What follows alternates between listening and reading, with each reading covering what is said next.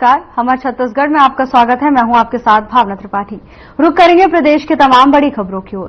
छत्तीसगढ़ राज्य नीति आयोग की तरफ से छत्तीसगढ़ विजन डॉक्यूमेंट 2047 तैयार करने को लेकर स्थानीय न्यूज सर्किट हाउस में संवाद कार्यक्रम का आयोजन किया गया, जिसका शुभारंभ वित्त मंत्री ओपी चौधरी ने किया। इस मौके पर सीएम विष्णुदेव साय भी मौजूद रहे। छत्तीसगढ़ को देश में कृषि एवं प्रसंस्कृत सुपर फूड का पावर हाउस बनाने को लेकर कृषकों ने कृषि और खाद्य प्रसंस्करण, बागवानी फसलों, कृषि के क्षेत्र में बुनियादी ढांचे में सुधार सहित अनेक मुद्दों पर अपने सुझाव दिए। बैठक में कृषि से संबंधित लक्ष्य, चुनौतियों और सामर्थ्य विषय पर विस्तार से मंथन किया गया। जरूरत है, इन सब पर हमें काम करना होगा। सिमरन जी ने जो बात रखी उसमें बहुत इंपॉर्टेंट बात उन्होंने अदर सब्जेक्ट्स को भी प्रायोरिटी देने की बात की। जो स्टेम के सब्जेक्ट हैं, साइंस, टेक्नोलॉजी, इनके जो सब्जेक्ट हैं, मैथमेटिक्स, इन सब्जेक्ट्स के अलावा अदर सब्जेक्ट्स की इंपॉर्टेंस को भी जब हम जैसे जैसे कोई देश डेवलपिंग से डेवलप्ड कंट्री बनता है तो डिफरेंट पैटर्न के बड़े बड़े करियर अपॉर्चुनिटीज क्रिएट होते हैं। जैसे कि पहले समय में सरकारी नौकरी की दृष्टि से जो कोर्स होता था, जो सब्जेक्ट होता था, वही इंपॉर्टेंट हो गया था। फिर बाद में धीरे धीरे जो साइंस सब्जेक्ट्स हैं वो इंजीनियरिंग पॉइंट ऑफ व्यू से इंपॉर्टेंट हो गए। लेकिन अब समय आ रहा है जिसमें भारत न्यू इंडिया बन रहा है और आप फील करेंगे कि अभी इकोनॉमिक्स का, मीडिया का, लॉ का, ऐसे सेक्टर्स उभर करके अलग अलग सब्जेक्ट के करियर्स उभर करके सामने आ रहे हैं, जिसमें बहुत बड़े अपॉर्चुनिटीज साइंस सब्जेक्ट की तुलना में भी बड़े बड़े करियर अपॉर्चुनिटीज हैं। तो हमारे बच्चों की, युवा पीढ़ी के जो पैशन है, उन पैशन के आधार पर इन सेक्टर्स को भी हमको प्रमोट करने की जरूरत है। उसके अलावा अलग जो आर्ट्स हैं, पेंटिंग है, स्पोर्ट्स हैं, उन सबको भी हमको आगे बढ़ाने की जरूरत है। आप खुद देख रहे हैं कि स्पोर्ट्स में किस तरह से हमारी युवा पीढ़ी के लोग बड़े बड़े करियर बना रहे हैं। आप सबने रिंकू सिंह की कहानी सुनी होगी। रिंकू सिंह जो अभी इंडियन नेशनल टीम में मिडिल ऑर्डर बैट्समैन है और जिसने आईपीएल में 1 ओवर में 5 छक्के मारे और बड़ा नाम कमाया।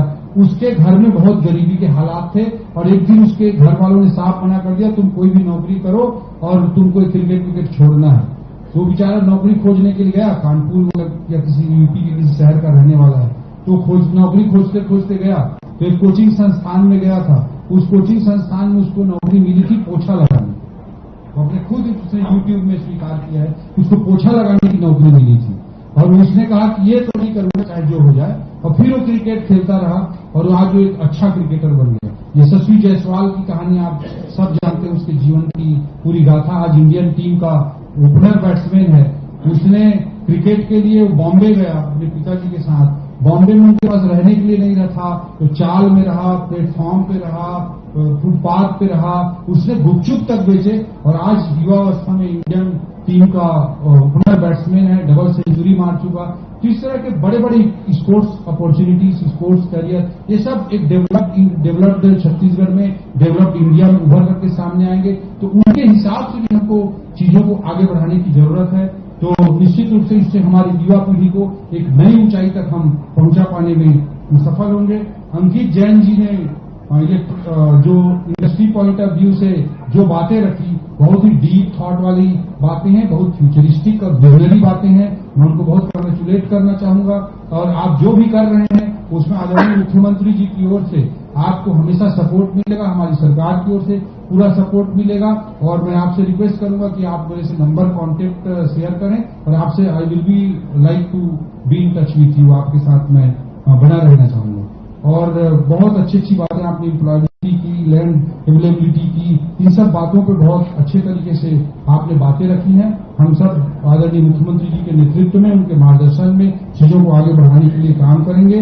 मातृशक्ति की दृष्टि से आदरणीय मुख्यमंत्री जी ने इस बात को महसूस करते हुए कि हमारे समाज की सबसे महत्वपूर्ण कड़ी, परिवार की सबसे महत्वपूर्ण कड़ी हमारी माताएं बहनें होती हैं। उनके एम्पावरमेंट के लिए, उनके डिसीजन लेने की क्षमता अच्छे तरीके से आगे बढ़ सके, इसके लिए महतारी वंदन योजना उन्होंने चालू किया। प्रदेश के 70 लाख से अधिक माता बहनों को आज 1000 रुपये प्रति माह उनको पेमेंट होता है।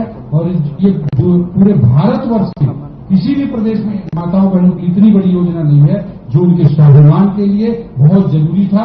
और ये बहुत बड़ी योजना बन करके आदरणीय मुख्यमंत्री जी के मार्गदर्शन में प्रारंभ हुई। लखपति दीदी बनाने की दिशा में, उनको अच्छा काम मिले, महत्वपूर्ण है। इसके लिए आदरणीय मुख्यमंत्री जी का कमिटमेंट है कि जो रेडी टू ईट का संचालन आंगनबाड़ियों के लिए होता था, उसे जो स्व सहायता समूह की बहनें थी उनसे हटा करके कॉन्ट्रैक्टर के पास चला गया था, उसे वापस मुख्यमंत्री जी ने तय किया है कि माताओं बहनों को और स्व सहायता समूहों को दिया जाएगा, ताकि उनको अच्छे काम मिलने से हजारों की संख्या में, लाखों की संख्या में लखपति दीदियां हमारे बीच बन पाएंगी। इस तरह की हमारी सोच है। छत्तीसगढ़ में पंचायती राज संस्थाओं का उदाहरण देना भी मैं यहाँ पर समीचीन समझता हूँ कि पंचायती राज भारत का जो एक्ट है वो 33% माताओं बहनों के आरक्षण की बात करता है, लेकिन छत्तीसगढ़ का जो पंचायत एक्ट है वो 50% आरक्षण का प्रावधान करता है। और आज हमारे छत्तीसगढ़ में पंचायती राज संस्थाओं में 60% से भी ज्यादा माता बहनों का योगदान है, उनकी भागीदारी है।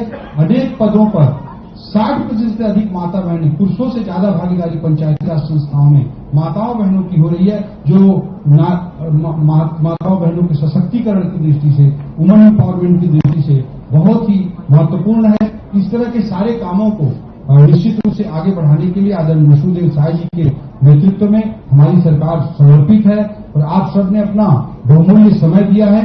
और ये जो विजन डॉक्यूमेंट है, ये जो सोच है, ये जो विजन है, उसमें जन जन की भागीदारी हो, ये मुख्यमंत्री जी की इच्छा है, हम सब की, हमारी सरकार की इच्छा है कि हर कोई अच्छे तरीके से पार्टिसिपेट करे और जो विजन डॉक्यूमेंट बने वो केवल एकेडमिक्स का विषय बनकर न रह जाए, केवल कुछ लोगों का विषय बनकर न रह जाए, बल्कि सभी की उसमें बड़ी भागीदारी सुनिश्चित हो।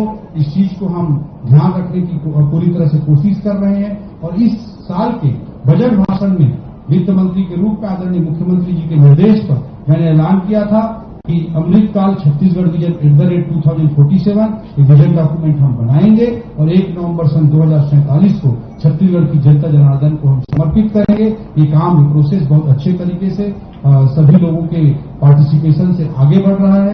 आप लोगों को विशेष रूप से मैं कहना चाहूंगा कि इस बार के बजट में हमने विशेष रूप से जिक्र किया है कि एक और डीडीपी, डिसेंट्रलाइज्ड डेवलपमेंट पॉकेट्स, इसकी स्थापना की बात करें। हर क्षेत्र की अपनी अपनी विशिष्टताएं हैं। छत्तीसगढ़ के अलग अलग क्षेत्र अपनी अलग अलग विशिष्टताएं लिए हुए हैं। बस्तर के क्षेत्र की अपनी विशिष्टता है। उस क्षेत्र की विशिष्टताओं का हम सही उपयोग करेंगे तो उस क्षेत्र को एक नई ऊंचाई पर ले जा सकते हैं।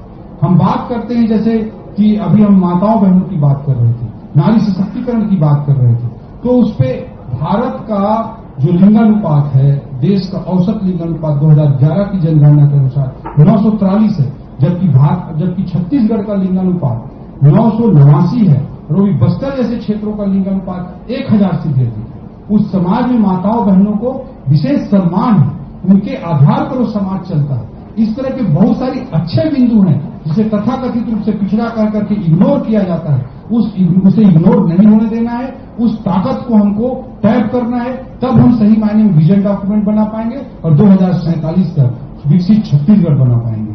दोस्तों, जो बस्तर की हम जब चर्चा करते हैं, अजय मंडावी जी हैं, काष्ठ कलाकारी में उन्होंने इतना नाम कमाया, उनको पद्मश्री, मोदी जी ने पद्मश्री तक उनको दिया।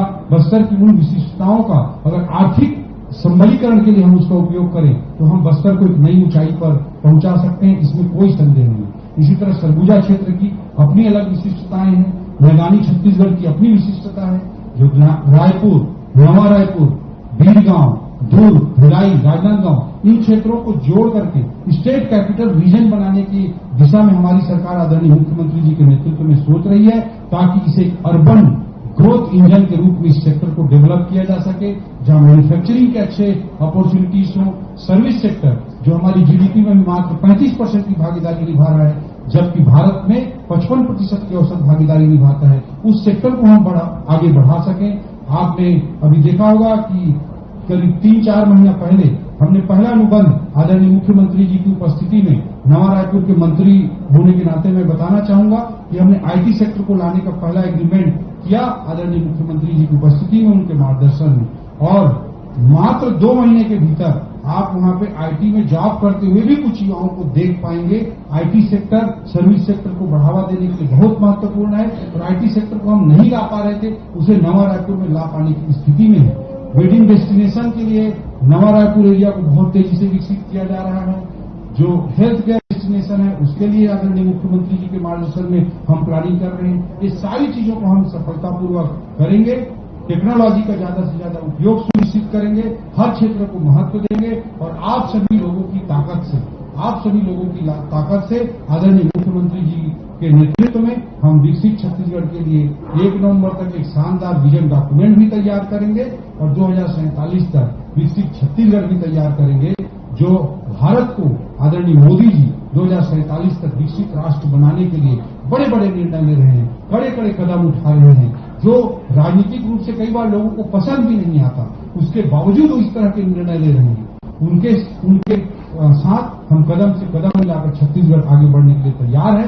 जब भारत 2047 में विकसित भारत होगा तब हम कोई चांस ही नहीं ले सकते, ये हो ही नहीं सकता कि छत्तीसगढ़ पीछे रह जाए। छत्तीसगढ़ एक कदम आगे बढ़ते हुए, राष्ट्रीय औसत से आगे बढ़ते हुए विकसित छत्तीसगढ़ बनकर दिखाएगा, आप सभी लोगों की ताकत से बनकर दिखाएगा। यही बात रखते हुए अपनी बात को समाप्त करता हूं। जय हिंद, जय भारत, जय छत्तीसगढ़।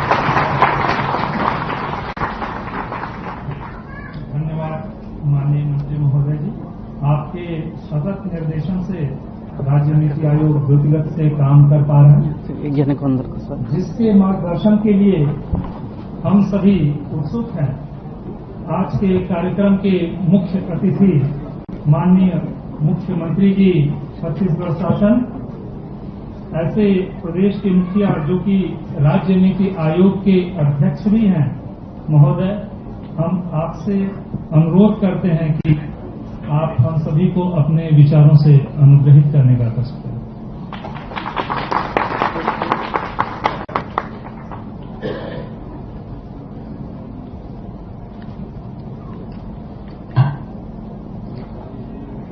भारत माता की, भारत माता की, छत्तीसगढ़ महतारी की, छत्तीसगढ़ महतारी की।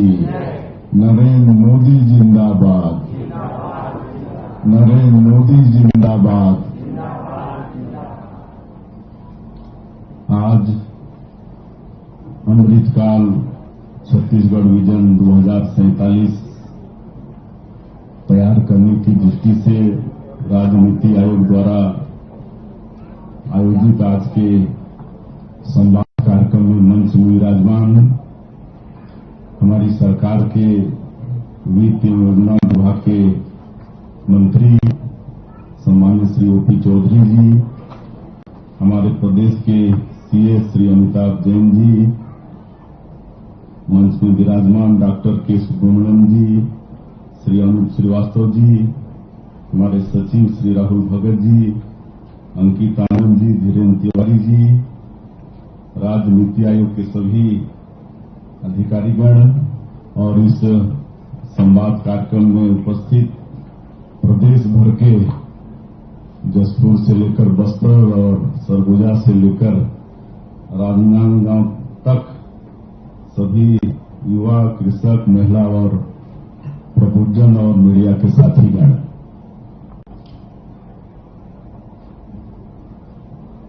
आज मुझे बहुत खुशी हो रही है मुख्यमंत्री के नाते कि इस संवाद कार्यक्रम में ऐसे ऐसे टैलेंट छत्तीसगढ़ के यहां पर उपस्थित हैं, चाहे वो एग्रीकल्चर सेक्टर से हो या फिर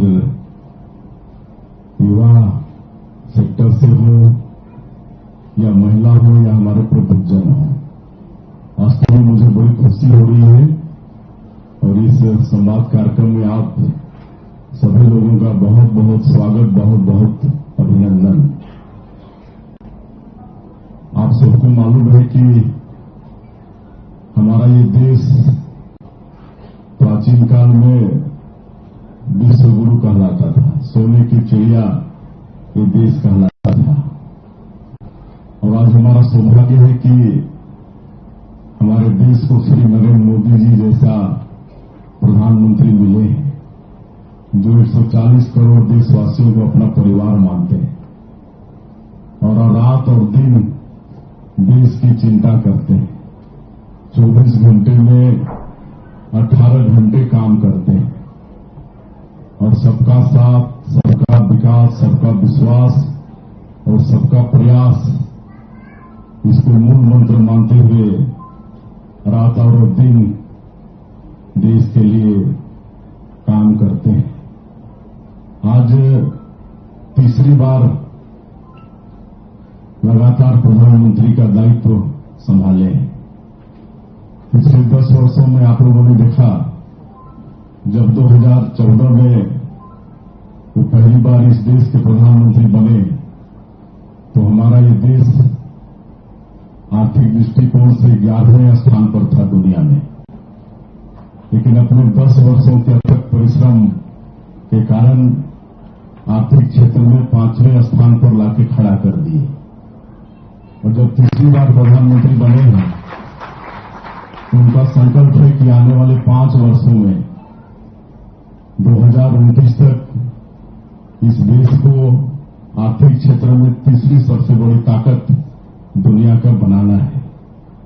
और उनका संकल्प है कि 2047 तक इस देश को विकसित भारत के रूप में खड़ा करना है।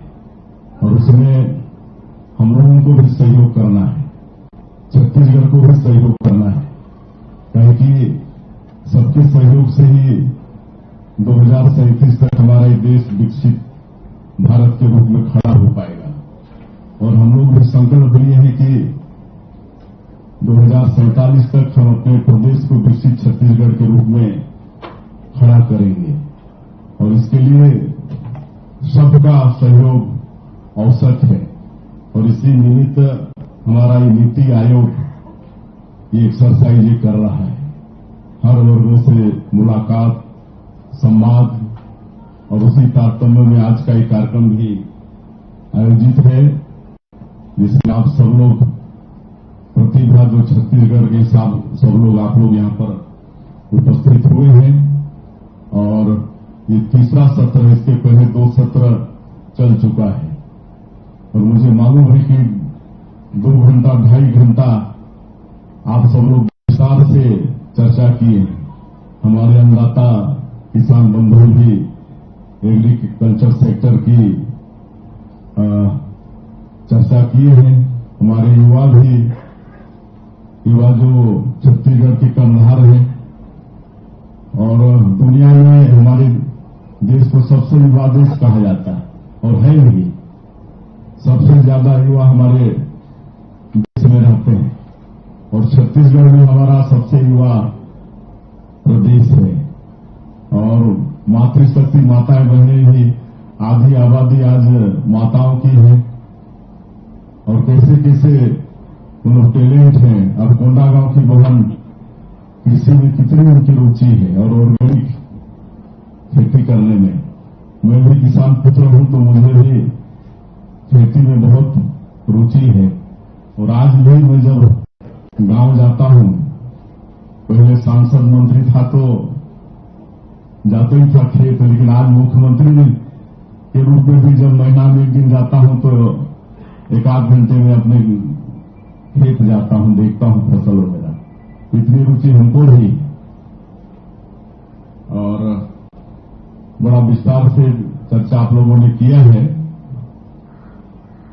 और बहुत लोग उसमें पार्टिसिपेट किए भी होंगे, अपने सुझाव भी दिए होंगे। और हम लोगों की उपस्थिति में हर वर्ग से 2 लोग यहां पर अपने सुझाव रखे हैं, और जिनका विस्तार से हमारे वित्त मंत्री जी उत्तर भी दिए हैं। हम लोग प्रयास कर रहे हैं सरकार के माध्यम से कि छत्तीसगढ़ एक विकसित छत्तीसगढ़ के रूप में खड़ा हो। छत्तीसगढ़ को भगवान बहुत फुर्सत से बनाया। छत्तीसगढ़ बहुत रिच प्रदेश हो सकता है, कहे कि यहां पर खनिज संपदा भरपूर है। लोह यश का पूरा पहाड़ पड़ा है, कोयला प्रचुर मात्रा में है, टीना है, बॉक्साइड है, गोल्ड है, यहां पर डायमंड भी है। मतलब मिनरल्स के क्षेत्र में भगवान भरपूर हमारे छत्तीसगढ़ को दिया है। वनोपज भी खूब है, 100 प्रकार से ज्यादा यहां पर वनोपज यहां पर है। तरह तरह के वनोपज है, उनका वैल्यू एडिशन करके हम अपने वनवासी भाइयों को मतलब उनका आर्थिक रूप से प्रगति कर सकते हैं। हमारी यहाँ की जो भूमि है छत्तीसगढ़ की, वो भी उर्वरा शक्ति से भरपूर है और मेहनतकश किसान भी हैं। तो सब मिला के अगर यहाँ के जो अगुवा है उनका नीति और नियम ठीक हो तो हमारा छत्तीसगढ़ बहुत आगे बढ़ सकता है और हम लोग उस दिशा में लगातार प्रयास भी कर रहे हैं और नया शिक्षा नीति भी लागू की है जिसमें वोकल एजुकेशन की बात हो रही थी और नया शिक्षा नीति में शिक्षा के साथ साथ वोकल ट्रेनिंग की भी व्यवस्था है, वो भी हम लोग कर रहे हैं। हमारे प्रदेश में नई शिक्षा नीति को भी हम लोग लागू किए हैं और ये जो विजन छत्तीसगढ़ 2047 1 नवंबर जो स्थापना दिवस होता है प्रदेश का, उसको हम लोग प्रदेश की जनता के सामने रखने वाले हैं। उसी तरह से छत्तीसगढ़ में उद्योग की भी बहुत संभावना है कि यहाँ पर लोहायस्क है, कोयला है और भी है, तो एक नई उद्योग नीति भी हम लोग ला रहे हैं। आज ही मैं इसके पहले CII के काफी लोग आए थे, वो लोग भी नई उद्योग नीति के लिए अपनाए के सुझाव काफी मोटी किताब दिए हैं, क्या क्या हो सकते हैं। तो इस तरह से हम लोग 1 नवंबर को एक नई इंडस्ट्रियल पॉलिसी भी लाने वाले हैं और विकसित छत्तीसगढ़ की जब हम बात करते हैं तो सबका, यहाँ के युवाओं का, माता बहनों का, किसानों का, हमारे प्रबुद्धजनों का, सबका सहयोग बहुत आवश्यक होगा और हमारे वित्त मंत्री जी विस्तार से बात कहे हैं। कुल मिला के आप सब लोगों का मार्गदर्शन चाहिए, आप सब लोगों का आशीर्वाद चाहिए। निश्चित रूप से हम लोग इस छत्तीसगढ़ को विकसित छत्तीसगढ़ के रूप में खड़ा करेंगे। हर क्षेत्र में हम लोग रिफॉर्म ला रहे हैं। हमारी सरकार करप्शन के क्षेत्र में जीरो टॉलरेंस की नीति अपना रही है और आप लोग देखते होंगे कि कई रिफॉर्म उसके लिए भी हम सब लोग ला रहे हैं।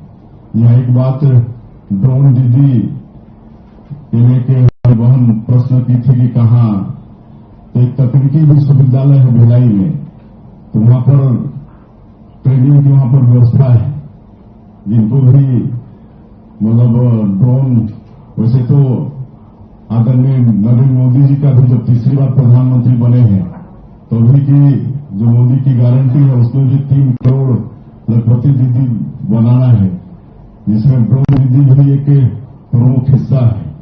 तो छत्तीसगढ़ में वहां पर व्यवस्था है तकनीकी विश्वविद्यालय में, तो ऐसी हमारी दीदियां वहां संपर्क कर सकती है, उनको वहां पर प्रशिक्षण मिल सकता है और काफी बातें हो चुकी हैं। आप लोगों के सारे सुझाव हमारा नीति आयोग नोट किया है, संकलित किया है और निश्चित रूप से आपके बहुत बहुमूल्य सुझाव मिले हैं और बड़ी सार्थक चर्चा हुई है। मैं आप लोगों को पूरे प्रदेश से कोने कोने से यहाँ पर आए हैं, अनेक के लिए बड़ा खुशी हुई। आज यहाँ पर हमारे के बैठे हैं जागेश्वर यादव जी, हमारी कोंडागांव की बहन की बगल में जागेश्वर यादव जी। बस इतना ही, जल्द हाजिर होंगे नई अपडेट्स के साथ। नमस्कार।